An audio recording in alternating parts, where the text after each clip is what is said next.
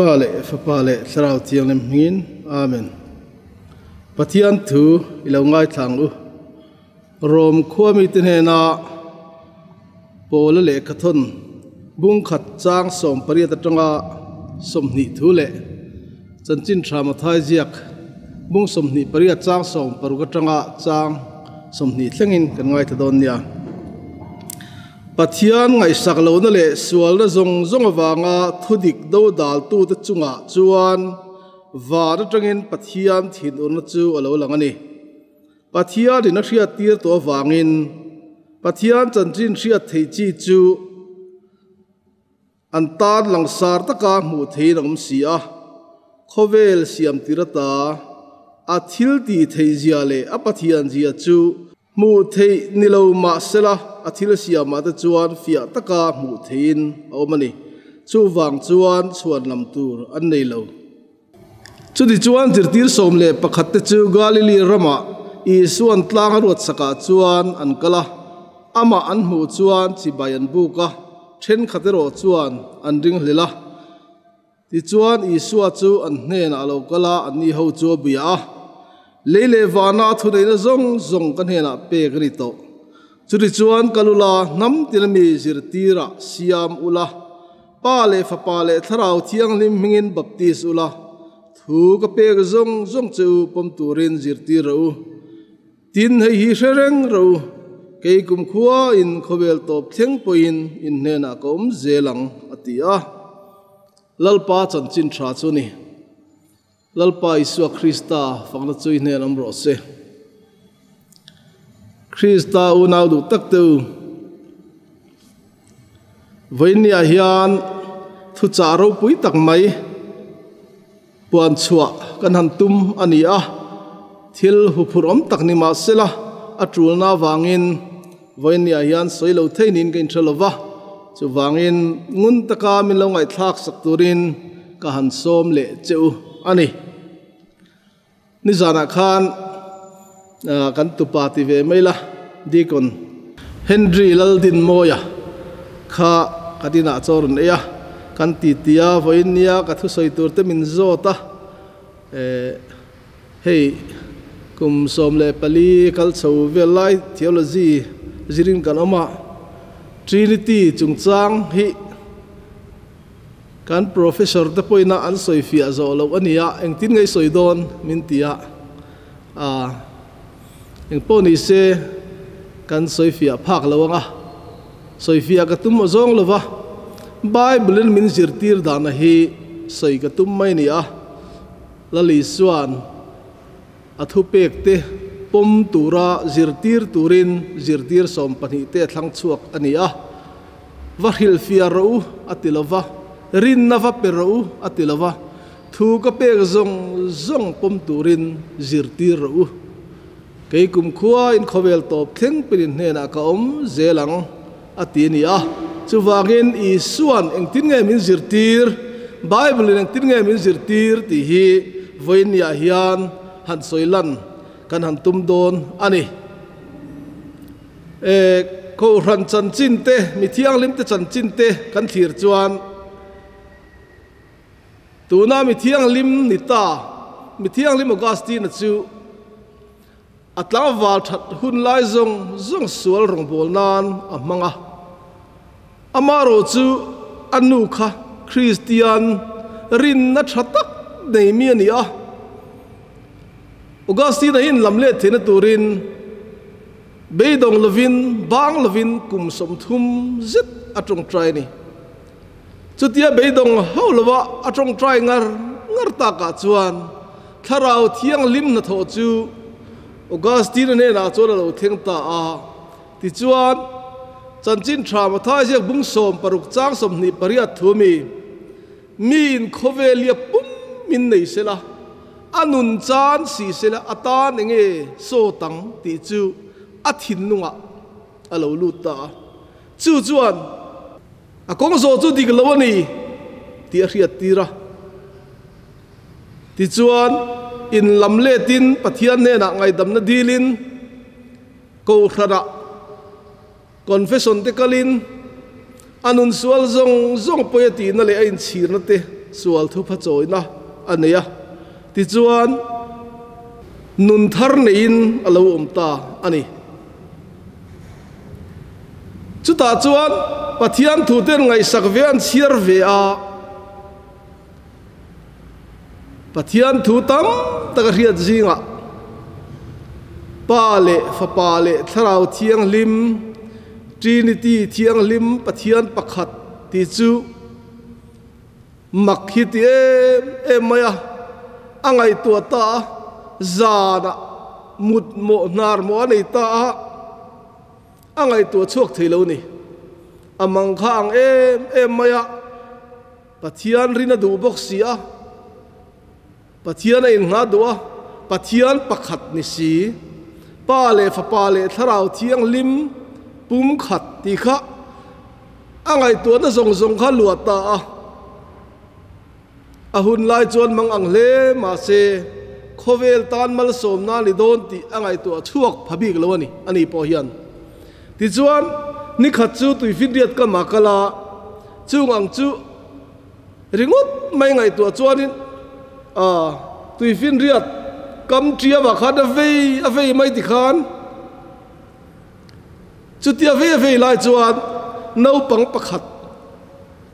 no pang te mai hi a local tira no beng nei tero te hian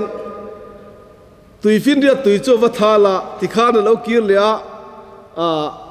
tiao vai vut kha hai khwar seta ta chuanin tui no khan tia chung thin ani ti chuan kal le avasuak le thina khamia kha chung le thina ni a hai khwara te khan Augustine an chu en chuan angai na khelo makati em maya nakina chu na tuar zo talawa boya nge ni ti tuma tinaron zota no pangte chuan ente tui finriat soi hmuem atia o hmu so ga tui zong so heta hian ka chung lu don ani tin a khil ta ni Augustine chu nui za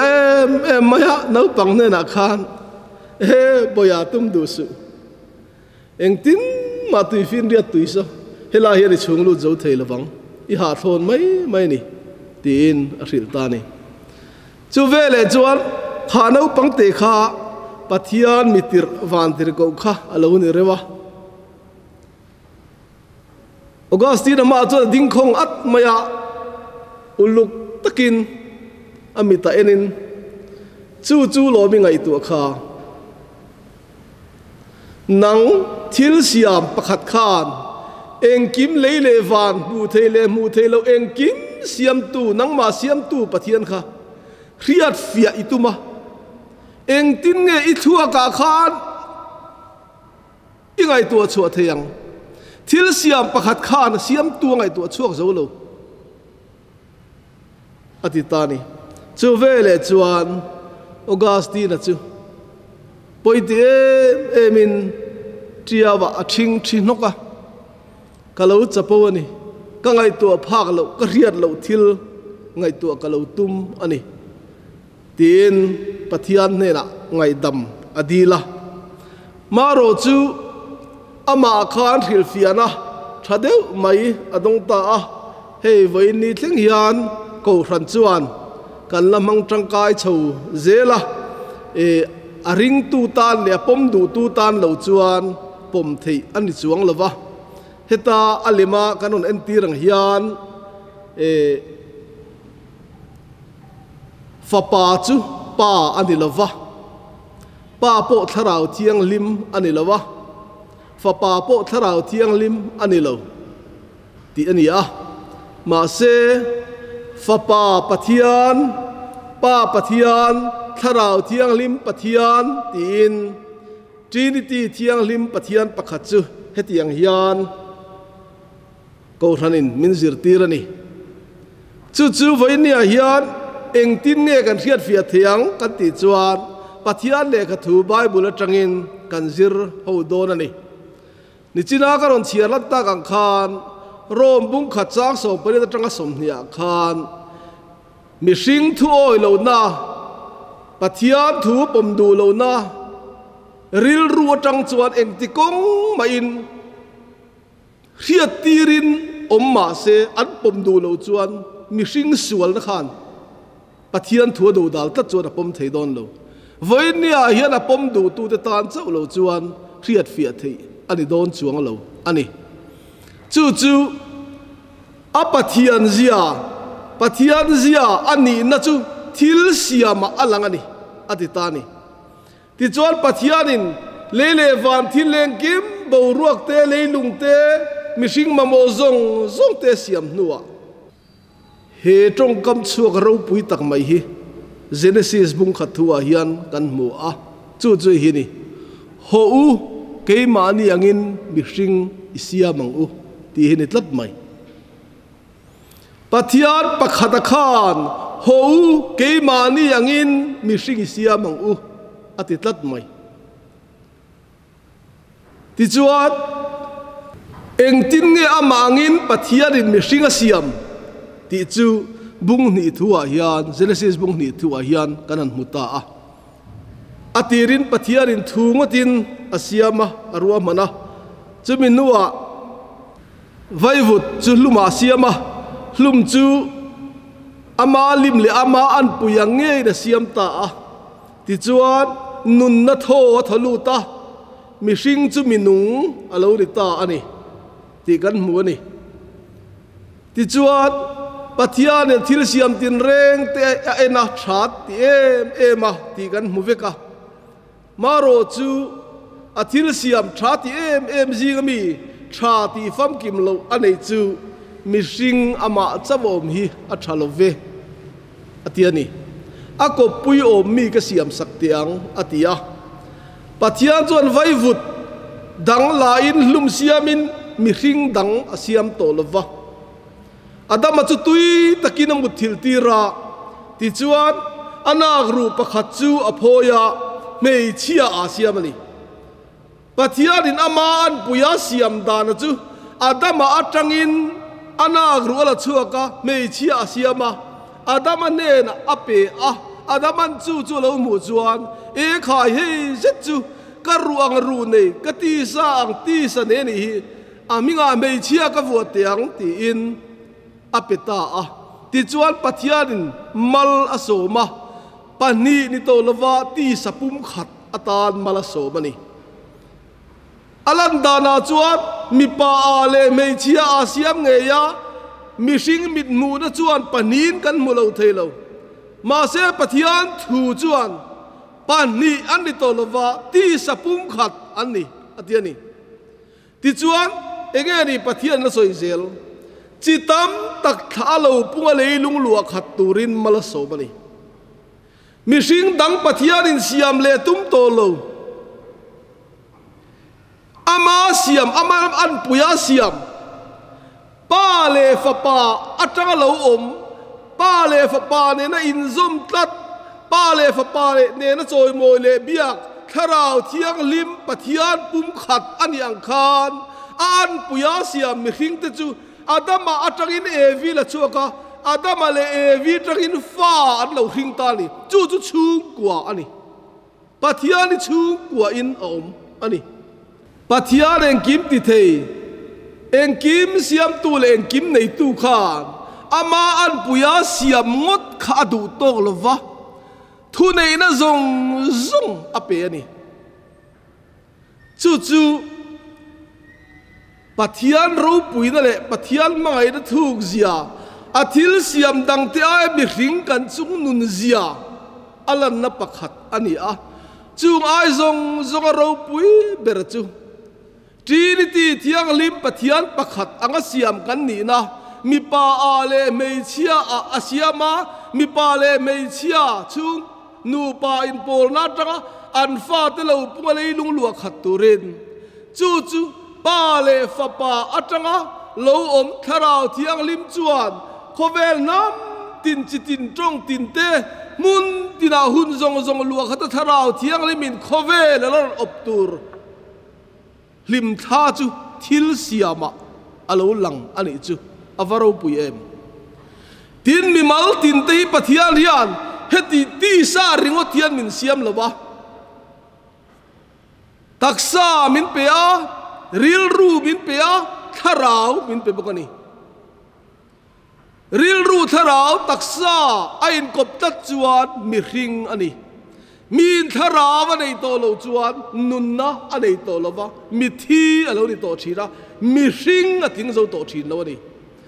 min ril ru nei lo chuan mi hring a chiar tlak ani lo mi phalo ani mi hring tling lo ani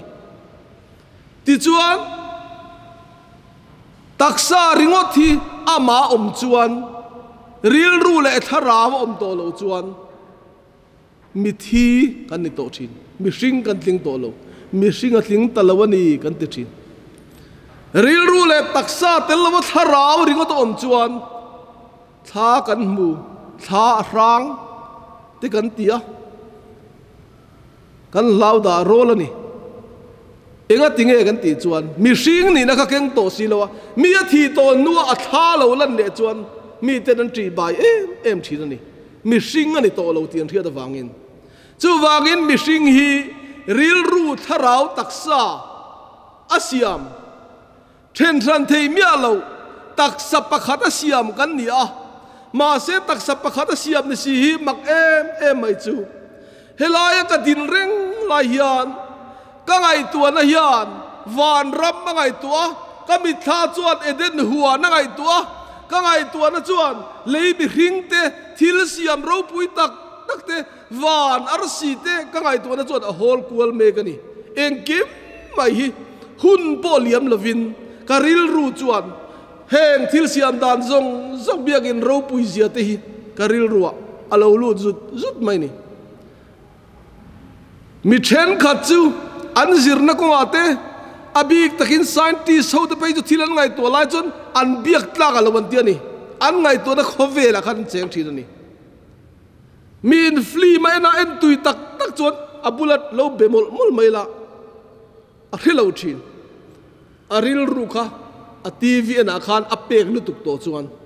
amma a khan cheng lo ti na li chu a ril ru chu wangin Pathian in mak tak me siam kan ni hi zol nei mangin alo thil lok to thina he Pathian ro puina lim tha thil siam mi hring te lo lang hi soi do ni la kan soi chuak phalawang chu wangin voin nia yan Pathian ina hriat tir anga hi pom mai tur kan ni eng tin nge kan hriat theng Pathian le khathu tangin kan zir ho don ani chan chin tha Zohana ziak bung khat chang khata chuan atirin thu thu chu Pathian ne na thu chu Pathian ani chu mi chu tirin Pathian ne na ani atia ihan ngai to tiang ule atira thu Pathian ne na ti koi tu mai hi enge mo chan le enge ni soi tu ma nei le he ta chang som palia hian ti hian zuk sil fiam le thu chu ti sa lo changa kan ne na lo chenga pa fa babal nei ro puyangin a ro pui zia kan mu khongai le thu takina khat ati tatlat mai le avaro pui e mi then khaten fa pa ani le nem pa fa bamal nei ro puyangin ti ni hi tin angin tiania fa pa ani tina ni kherlo an titlat mai ma sengun takan chiar chuan pa fa pamal nei ro puyangin fa pamal kan mu atilova fa pamal ang kan mu potilova pa fa pamal nei ro puyangin a ro puizia kan mu khongai le thu takina khat ati zo kani a ro puina zo kani soini ti hi voinia hian thchiangila alom khopang ti chuan chu thu ti sa lo chang Isu Krista chen tin nge thu ti sa lo chan da na chu Pathian le kha thu in min sil kan ti chuan chan chin tha ma thai je ka te chan chin tha lu ka je ka te hian min lo hril ani chu zol nei ten an lo hril loka zol nei sa ya khan thu ti sa alo changa hi alo chang tur hi lo hril loka nula thianglim chu arayanga fapa ahringanga aminga Emmanuela an sang atiani chu nuai hera bracketin Emmanuela ti chu kan hena Pathian ti nani Davida thami nula thianglim pakhat mei chia aming mari hena chuan van tir go zinga van tir go chung nung ber mai kha aronin larta a enge ni ron soile chibai vo bik lalpa chui hena aron ti tamai kha mei chia ngai tlom em khan mak atia he eng ti siang nge ni le hetianga chibai min buk tak mai le atia hlawa ma se van tir go chuan mari lausu Pathian ngai sak zong ni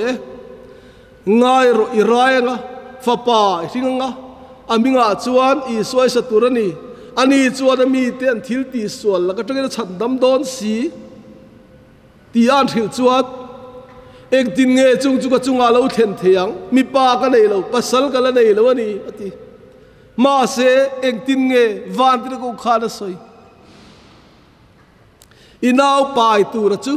tharau thianglim lakami ani asin ati tlat maile chung lam thil ti theine na hlia khu don che ati han ngai to teu khai ati ra thu akha tharau thianglim ani chu tharau thianglim chu pa a chu ada ani chu pa tharau thianglim chu khoya nge kan ti chuan kha mei chia khana tat mai chu ti di lo se aro pui zo ka chu aro pui lo zo ka khan chi bai abuk thina selu ta pe thina ni si pai lal te police dal te chu lal lo zo ten chi bai an buk thin ti kan ria van ti go zinga van ti go chung nung ber khan eng wangin nge mari ka chi bai ron buk kan ti chuan tharau thianglim ka vadir ko khan ron kinga mari ne na ron da ani lova maria khan tharau thianglim Pathian nun na chuam zo ka wangin vadir ko khan chibai vo bik lalpa chui ne na lalpa chu dang ma khan ani ti ron puang ani chu tharau thianglim kha nu maria ti chuan tharau thianglim khatin alo ta chu man hello Mari Khan tharau thianglim chu bu theile khoi thei nilo Pathian chui chua phak ro lo an tho dan po mi hring te riat phak lo ani ma se nu Maria Khan chu tharau thianglim atira thu Pathian ne na thu Pathian thu ti sa lo chang tu rakha nu Maria Khan lo chu ti sa lo chang don ani ti tharau thianglim riat tirin van te go hian nu marine na aron thlen mai zo kani avaro puyem ngai tua chiang teu khai ti chuan mari chu tharau thianglim chuan lo khatta alim em maya tharau thianglim khatani ti lo in seta ti la dik ome lom nei na khata thro pui tak mai magnificat anti kanun hian lalpa choi moye ka tharau po mi sandam tu Pathian chunga lom ta ema aboi nu nam tlom zia muak khongaya ngai ro tu na china thangthar zong in malso milati donani mi chakhat ka chunga thil ro pui tak min ti saka a ming chu thianglim ani an soi vek lo mayang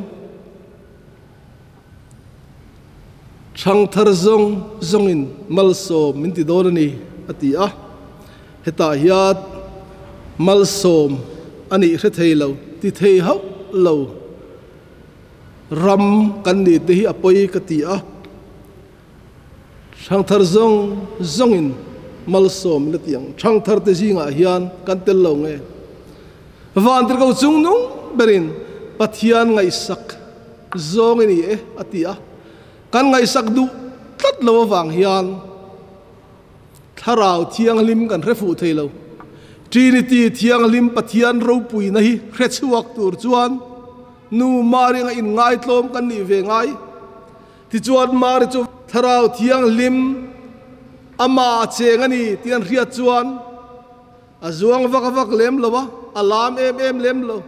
ma se mangai na thin lungpuin alai chin nu Elizabeth naw pai thu van tir ko na khil khan alai chin nu tar to tak mai ching lo ni to ina tar nuwa nawan pai ka chu tran puya tul don ani ti ria eng tin nge ti tak akal vang Elizabeth hen chu wathing ta Elizabeth ne na wathen chuat analin chi bai ta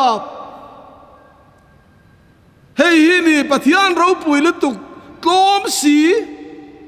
chui chua phang lo Pathian chu le va le thile ki mu thei lo siam tu Pathian chu mari le Elizabeth in chi bai khan tharau thianghlim Pathian chu ana chen chi la tharau thianghlim lo khat ta trong thari lo trong ta kalal panu aron tian I chumale zoram Christian tharau thianghlim changte trong ve theilo kan soi don po kan kha chi tat tharau thianghlim chang ne in rasi te hian izir chiang u Elizabeth chuan tharau thianghlim a kha khan kalal panu ati nap mai nia male eng ti zia nge kane nai lo kal hile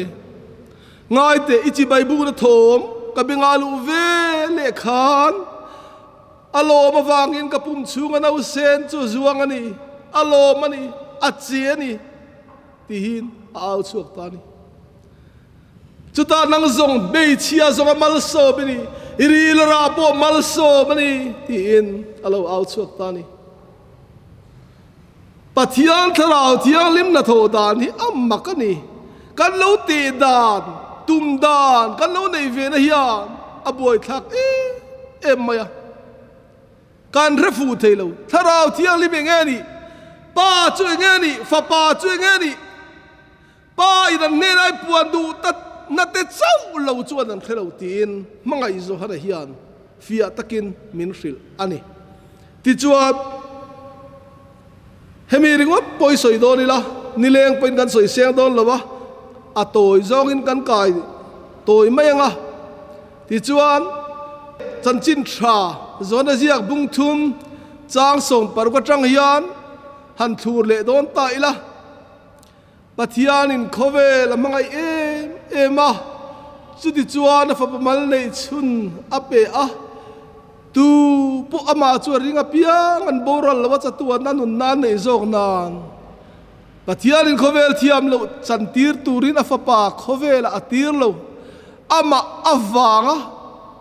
an dam theina turin Pathian in afapa khovel atir ni zoke ti kan mukal mai ni he chanchin thajiak tu mangai zo hana hi aro pui ka ti a Isu Krista kan experience theina turin atong kam chuak kan man fu theina turin he mangai zo hana hi anuk cha do na isuan anena anu pek ve khania zo han ente inu kha marinena mechia ente ifa kha atia chu ta tang chuan mari chu zo hadanena adam chung zong aomani ti kan mua he mangai zo hada hi isua mantira don zana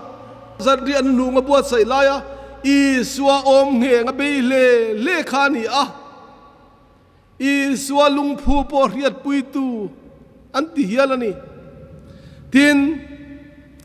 zirtir dang zong tenan phatsaran tin sanvik lai khan he mangai zo hana hian Calvary tlang sau azui theng ni lavin athi dona cross ma khan dinga nichina kan ngai thak ta kan khan isuaita athi dona abiak isua thok top theng amar phutop theng po a isua nena isua zui tu khani isua mi hin na ye rechiang ema ati saput laini alungai thei ve ziate amangan thei ziate athapan thei ziate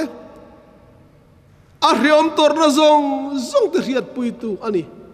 isua mihinna aria amihinna pialama athil ti thei ziale apathian zia mihing te ti thei rual loni zia khachiang em tu ani a pathian fapa ani na hi asoilan tum berani chu amale khaziak ngei chanchin tha zona ziak bung som di chang som thuma hian hetiang hian kan mu ani tin i swazir tir te ma chuan chin chiana dang tam tak ati thewa chung chu hele khabua hian zi ani lo ni ma sela i suwa chu mesia pathian fapa ani ti in rin na tur le in rina aminga chuan nun na in nei na turin heng hi ziakani atiani isua chu mesia chandam tu pathian fapa ani ti minarina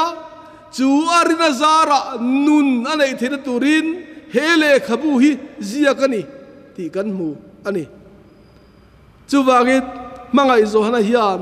isua krista chanchin hi a chanchin thazia hian apathian zia athil ti theina aro pui zia mangai nanga zia aziak war emani chanchin thadang zong a hian pathian mangai na asoi war bik ani chuwangin voinia kan chanchin tha chiar ngai thak pia lama hian mangai zo na hiat athil tum lian ber kan mu chu isua krista hi pathian fapa ani ti hi asoi war le maya ale khathona hian kan mu a krista do dal tu thu ril tu der tam tak khowela an lo chuak ta chung mi te chu pathian anun nei lo ten ni mangai zo na hian mi ten an riat lo nia a lau ber chu isua hi krista ani isua hi pathian fapa ani isua hi ti sa ina lo kalani ti hi asoi war maya chu an riat lo alhavani khovela zirti na dig lo isua krista pom lo tu apathian na le amirin na pom lo tu hi khovela an lo la om dorani ti hi tharau thianghlim hian a hriatir aninge yanga a Sawifiah maya a hun laya thil theng aninge kan helawa ma se voin ne kan ramina atong me ka hi mangai zo ra hian alo soi chiang ema krista do dal tu khovela an lo la om do ni ti hi fia tak main helaya po hian kan mu a isua krista ani ti oi lo tu liama do thei tunge om krista do dal tu chu pa le fa pa oi lo tu hian ni fa pa nei tu chuan nun na chuan nei pathian fa pa nei lo tu chuan nun na chuan nei lo chatua na nun na in nei ti in ria theinan nang ni pathian fa pa ming ring tu te ne na heng thui ka zia ka ni ti in min lo hril ani chu wang chuan isua krista hi pathian fapa aninge ti hi mangai zohanan asoi war ema chu voidnia hian kanan soilang masania adot lia chuan tharau thianghlim kan tia hi han chuile taila ni china kan soi ta khan pathianina khovela siam tir lai khan leichung te chu aruak ngotania achia ngotania tui fin dia tui pui chung te chu pathian tharau chuan op rengani ti kan mu ani he pathian mu theilo tharau thianghlim then ran theilo ati ratanga lo om to mi hring tena chuian tum an chui chua the reng lo pathian hi ek tin nge mi hring tene na aronin puan kan ti chuan mi hringa lo changin kan ne na isua krista chu lo oma chu mi chu to lo nuwa van akal to nuwa chuan azir ti te na farrain ka kalsan lawang chu thamuan tu pa in ka minga aron pek tur chu alo then huna chuan thu tak zong a roi lu tang chunga ani chuan ke mi choi mo yang ama phua chopin thua soi lawang thua dona piang chui ne na riat tir dona ni ani chuan kata amia langa in ne na riat tirang in ne na ka thu soi zong te ka riat chu tir don chu ni tin azir tir te ne na alo cha ani chu wagi tharau thianghlim chu ge ni egangin nge na tho thin zona le khathon pakhat na bunga chang ru tang chang som kan chia chuan hetiang hian azia kari he mi hi ni tuile thisena lo kala chu Isua Krista hi tuya chau nilavin tuya le thisena ani zoke riatir tu chu tharawani tharau chu thutak ani awangin riatir tu chu pathubanom tuile thisen le tharau te chu chung pathum te chu anin thurwalani mi ring riatir nama kan pom si chuan Pathian riatir chu ro puizok si a Pathian riatir chu hini afa pachanchin a riatir tang na hi helai kan Bible chang hi te min chui chia na ngai de leka chang som na hian tu po Pathian fa paring tu chuan mania riat na nei tiranda tlat maya he hian ring tu te ti boy na sa a kan rama tharau chang nia in riaten Pathian fa paring tu nia in riaten mani riat na in kan kalta a Pathian fa paring tu kan in sala tharau thianghlim dong nin gen ria kom chak pa riat dan le kom thang pa riat dan ai nang to bok si lo kom char pa riat dan le kot pa riat dan nang to si lo tharau thianghlim dong tu le chang tu nien ria te kai nial nuai mani ma se ta riat tir tum zo ka chu Pathian fa paring tu chuan ama he riat tir na hi ani Pathian in afa pachan chin a riat tir tang na hi atiani chu tharau thianghlim riat tir na chuan Isua hi tuya thisena tharawin alo kalani ti hi Pathian riat tir na ni Pathian riat tir na Pathian fa paring tu chuan he riat tir na pale fa pale tharau thianghlim riat tir na ya ne ni ti hi kan mi zo trong Bible a hian pain a oma nge na chu po chu lo pai te reng po ni se Isua Krista tuya le thisena alokal tuya chau ni lewin tuya le thisena riatir tu tharau thianghlim ni tharau chu thutaka da wangin chung tuile thisen le tharau te chu anin thurwalani anin pum khatani Pathian fa paring tu chuan ama he riat na hi ani Pathian in afa pachanchin a riat tir tang na hi Pathian in a riat tir na thei reng lo ram mani riat na in ngat tat mai ko ra pom lo mai la ko ran zir tir pom lo mai la mani a riat na kan ni kan tia thu fing chuan lalpa chi lanang ma riat na in ngat su ati line kan rama chuan he Bible chang ji adik lo wang ringot mai po hian kan buai na sa em a he hi poi em ani chu wagin kan rama tharaw tampo le in center na sa a enge chan kan ti chuan mani riat na a ke mani du dan le tui zogin kan kala tharaw hi tam em mai ni chu nangai zo na hian ale khathon pakhat na bungli chang khata hian hetiang hian lo sia du takte u tharau da zong ring su amai ro chu tharau chu Pathian lakami ani nge ni lo fia zog ro u thu ril tu der tam takhowela an lo chu ta ka wangin atiani eng tin nge tharau dik tak le tharau dik lo chu kan riat thiang ti kan chui don chuan apostol te chuan eng tin ngen ti mangai zo na chuan eng tin ngen ti ke ni Pathian la kami kan ni Pathian he tu chuan kan thu ngai tha thina Pathian la kami lo chuan kan thu ngai tha thin lo chunga chuan tharau dik tak le tharau dik lo kan thria ni atia ni ole lim na te lom na te phur na te kan rama anasa le maya he ta zai kho mu pe dan zai kho mu ban lime me tharau dong tharau chang zekhel mak tak te kan rama hian oma ma se adik le dik lo kan thelo eng wangin adik na turai swazir tira apostol tin tharau dik le dik lo te na min pek mang du mia lo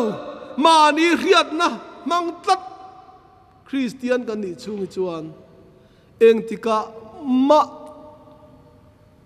kanin rem ngai lawanga tharau thiang limi eng tin ma kan rafia thei don lo chu wangin pale fapale tharau thiang lim rafia tur chuan pathia dina min ria tirna kan pum angaya Isua Krista khovel lo lan lai khan Isua Krista chu mishing angina lo kala tikhan mishing ti sa sualang pualo kala wangin a riat thei reng lo Pathian fa pani na ka amela mu turam lo tu man ra thei lo baptist tu Johana meu pon ra thei lo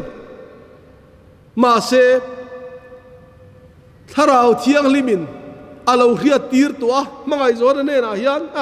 baptist tu zo na ne na hiat mi tu po baptisma achana achunga tharau thiang lim fu imu chuan chu mi ngei chu meile tharau thiang lim baptist tu ra chu ni tin tharau thiang lim kan lo hril lok diam to ta chuan Isua ka Jordan luya Zoharan baptisma achan tir lai khan Isua chu lo kalvia a Pathian na mu tu rom lo ti chuan baptisma chu ron chang ve ta thil ro pui tak mai lo thling ta tharau thiang lim chu thu ro akin Isua lu chunga alo fuwa vanin honga tang chuan hei ka fapadu takkalom em achuni aron tita chu wangit pale fapale tharau thiang lim then ran thelo Pathian pakhat ni si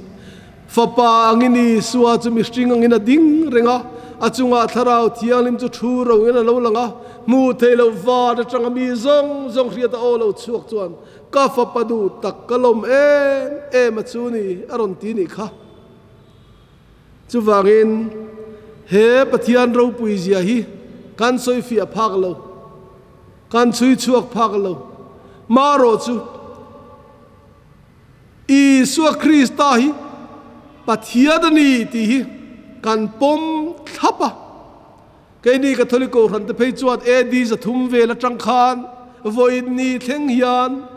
Mari Thianghlim Pathian nu ke ni misual te min trong trai sagang che kan lo ti to ni Mari kha zol nei te manga lo soi lok kha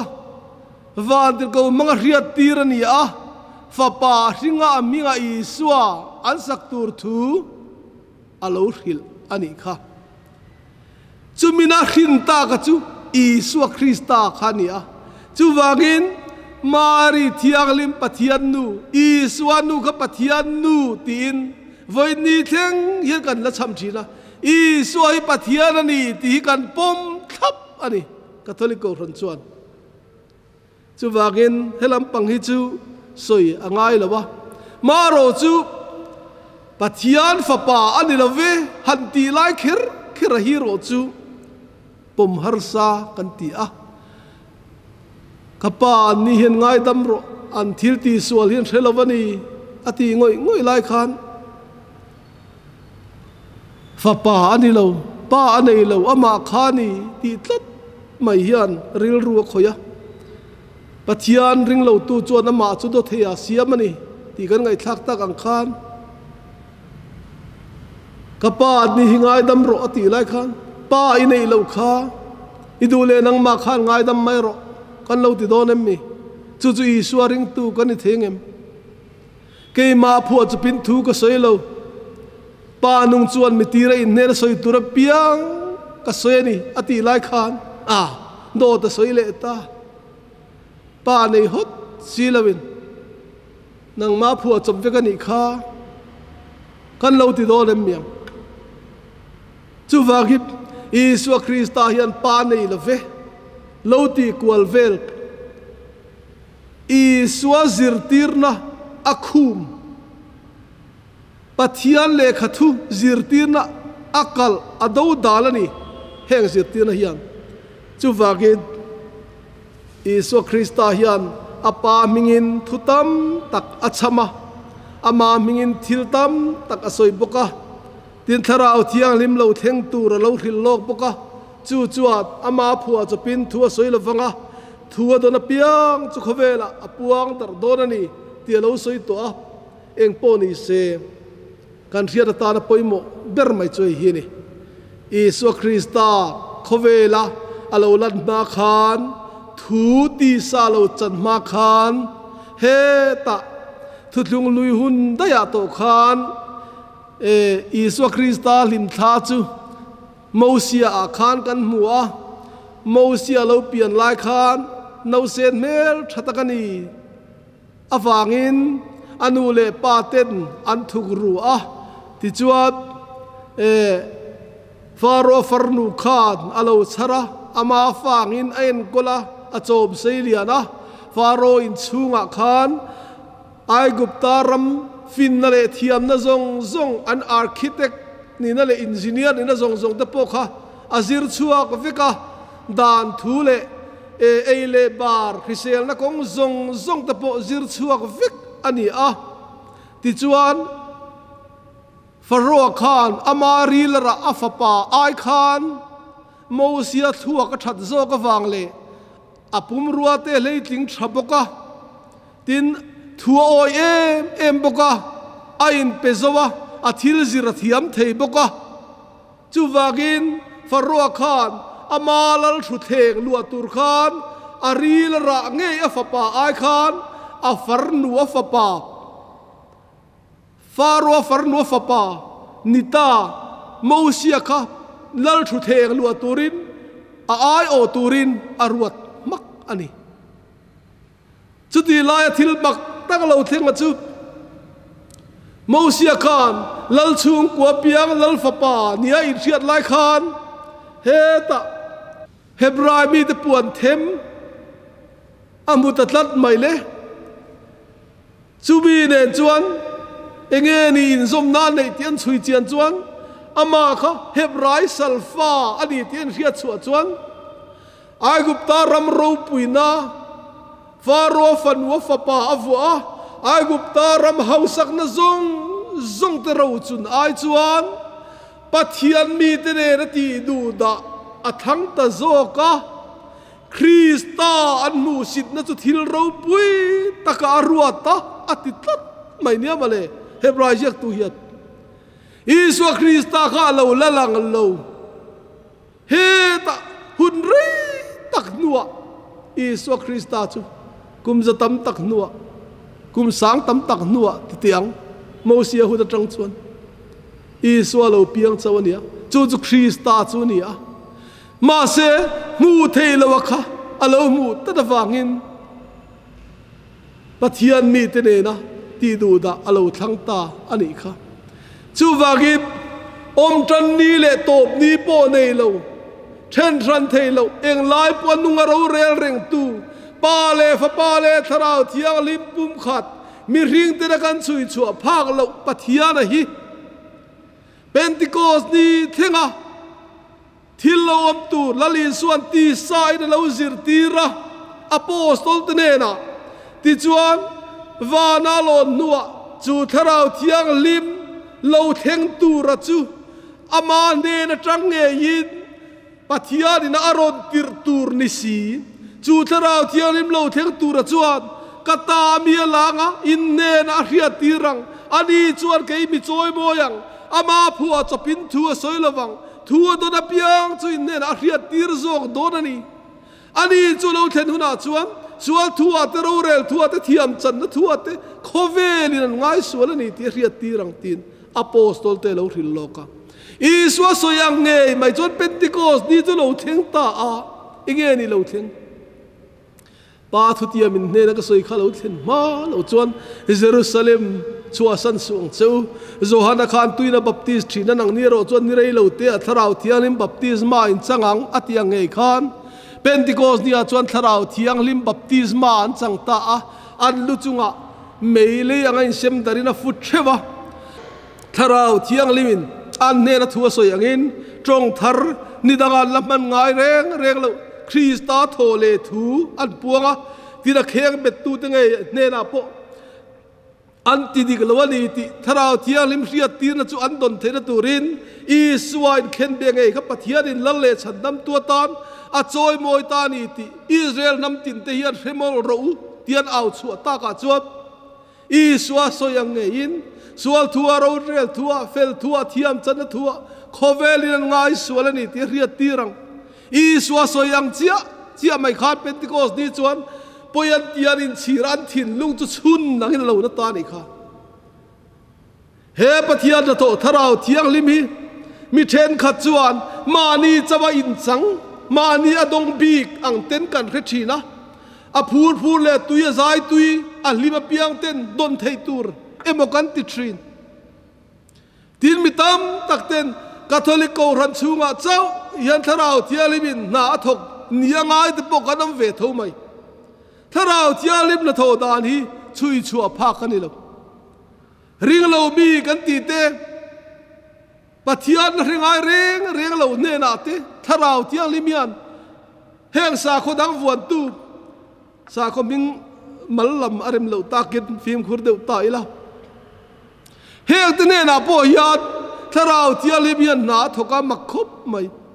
แอฟริกาตัมโมลเบร์ตเนนาปปะเทียนทาราวจวบนาทกาคอมมิวนิสต์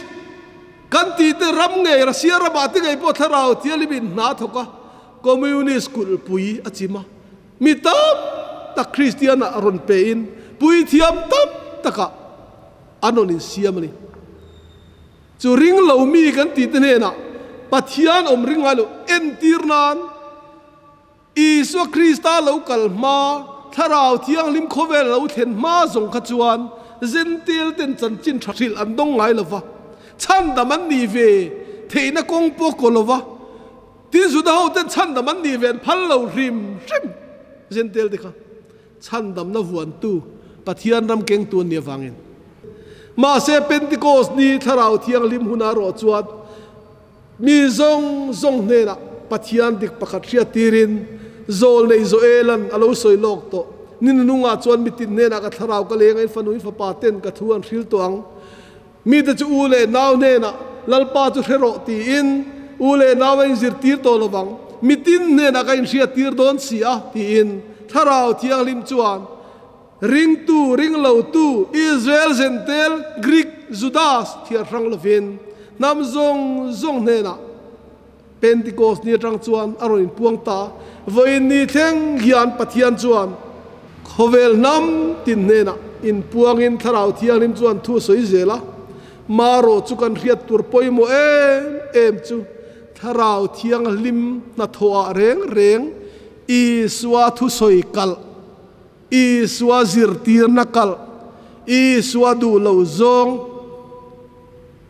ถ้าเราเที่ยงนี่มันซิร์ตีร์เหลาให้กันเสตัวนี่อินดมดานจุคริสตาจันจินชาเนนอินมวยพดโรเซที่ฮิปโปละทุสวยนี่จูวากินกันลิเมโมกันพูริโมกันโลเมโมมีจันอังเหลาเดียวกันจังยันถ้าเราเที่ยงลิมจังนินกันอินเสร็จไม่ได้อฟันตัวทักถ้าเราเที่ยงลิมดงตูจวนถ้าเราเที่ยงลิมในตูจวนอีสวาทัวปบังอ่ะอีสวาซิร์ตีร์นางอินอาซิร์ตีร์งอ่ะอีสวาอินะที่เราอติจูโซบังอ่ะที่สูอติจูอติเราตัวนี้จูบักะทุนเนน่าเป็กอโกรันอโปสโตลเตเนน่าลลิสวนทุนเนน่าอเปะ chú thu chú kan pom turani Isua taksa ko kran ape katane na chuan enge ni thu cha ahun na nung bera kan thurun chiara ka tlang kom nan mangdon taila athange khovel zong zonga kal ula tam tinami apostola siamula Isua apostol so pani siama an mani ang siam ve ula pale fa pale tharau thiali minga chuan baptis ula thu ka pek zong zong chu pom turin zirti ro ngai to ke kum khuwa irin ne na khovel to thleng point kom zel donati chu wangin pale fa pale tharau thianghlim huna da don ta ila pa hun liam to fa pa hun liam to tharau thianghlim huna kan om ti ten minan soi thin hei he diglo Pathian chu hun nuaya om velo hun hiana control velo engkim hun zong zong te Pathian nuaya om zong ani lele vadiral ma se lali suwa thu hi aral don lo mi ten then ran tumin soi ran tum thin ma se Pathian chu then ran thei ani lo ril ru tharau taksa then ran thei ani lo ang bok hian pale fa pale tharau thianghlim then ran thei lo Pathian pakhat ani tharau thianghlim mu thei lo ani ang khan Isua Krista akha a Isua Krista a Pathian na lai kha ati sapul lai ni khan an mu thei chuang lo pa Pathian ni mu thei ani lova ni ma sila ke ma in ka om lo pa chu ke ma omani ati tlat mai ni lali suwa khan chu kan pom mai turani laya kan rama Sawifiah kan tuma rin sanna zirtin na sang kan pe a heng hi tharau thianghlim do dal na tharau thianghlim soi chiat na ni Isua thu ka tharawani ka thui tharawani a nun na poni in ne na thu ka soi te tharawani a nun na ni atia wagin lali suwa thu soi kha tharau thianghlim Pathian thunung ania wangin chung zong zong chu Pathian pakhata thanga chuak ania wangin voinia kan thu soi ngai thatu zong zong te lalpa tharau thianghlim chuan om puin fin natin rengin thuamin malsom churo se amen